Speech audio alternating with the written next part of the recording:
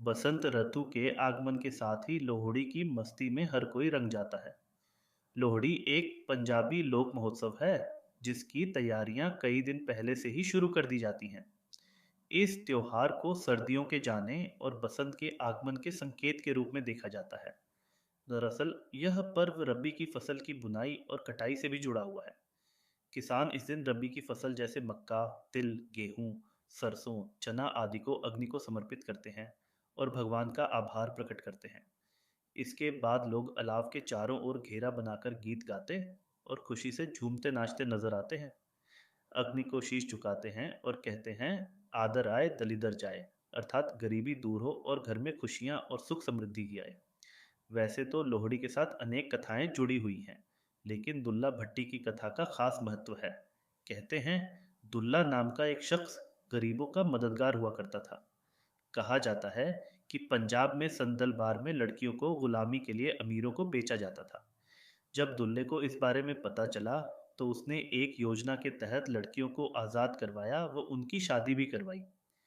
इसी वजह से उसे पंजाब के नायक की भी उपाधि दी गई। उसने एक गांव की ही दो कन्याओं को अपनी बेटियां बनाकर उनका विवाह कराकर उनका कन्यादान भी किया। उनके विवाह के समय दुल्ले के पास शक्कर के अलावा कुछ भी नहीं था, तो उसने सेर भर शक्कर देकर उन्हें विदा किया था। आजकल लोहड़ी उत्सव का आधुनिकीकरण हो गया है। पहले लोग उपहार देने के लिए गजक और तिल इस्तेमाल करते थे, मगर अब शहरों में लोगों ने चॉकलेट केक और चॉकलेट गजक उपहार देना शुरू कर दिया है। इसके अलावा वातावरण में बढ़ रहे प्रदूषण के कारण लोग लोहड़ी मनाते समय पर्यावरण संरक्षण और इसकी सुरक्षा के बारे में अत्यधिक जागरूक और बहुत सचेत है। वे लोहड़ी पर अलाव जलाने के लिए पेड़ काटने के बजाय वृक्षारोपण करने की कोशिश करते हैं।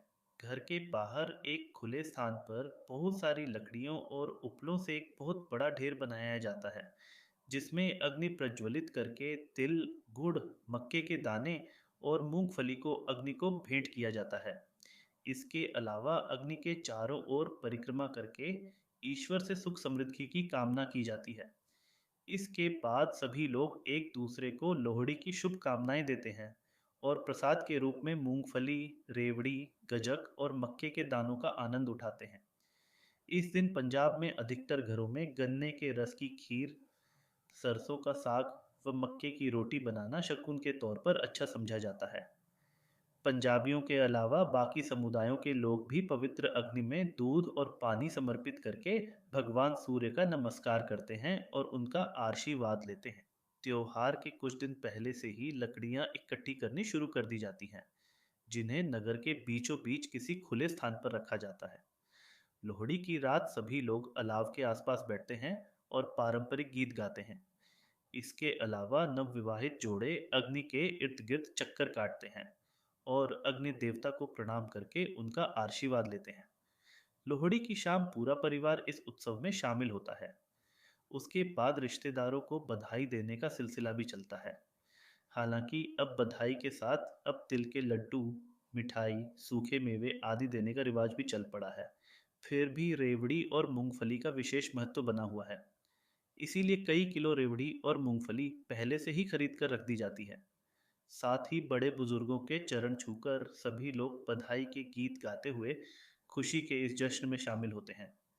बस दोस्तों, इस वीडियो में यही तक ऐसी, और वीडियो के लिए हमारा चैनल को सब्सक्राइब कर दीजिए। मिलते हैं अगले वीडियो में।